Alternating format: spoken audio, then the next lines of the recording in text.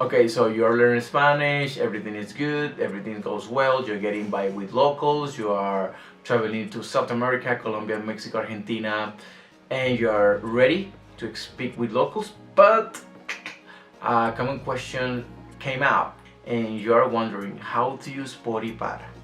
Okay, because it's a common question with Spanish students. So, in this video we're going to talk about how to use por y para, but in this one specifically we're going to focus on para. So prepare yourself, it's not that hard, it's not hard at all. So let's dive in. First topic, destinations. All the time when we talk about destinations, going to somewhere is destination, we use para. For example, mañana voy para Brasil, voy para el mercado, ellos van para la fiesta.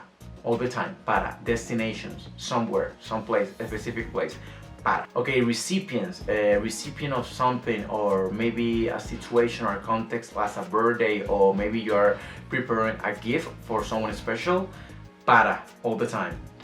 Este regalo es para ti, this gift is for you. This food is for Maria, it's not for you.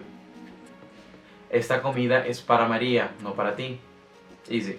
Deadlines, all the time. When we have a specific limit of time doing a task, maybe a deadline, possibly a deadline, we use para.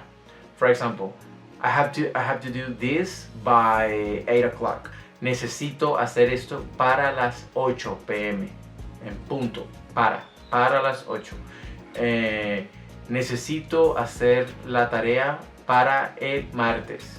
Igual, para, all the time. Deadlines. Goals, all the time. And when we talk about targets, something that you want to do, a desire, a goal, a personal goal, that type of context, para, all the time. Hago ejercicio para estar saludable. Hago ejercicio para estar saludable. Como vegetales para sentirme bien. That is a reason. Para sentirme bien, for well-being.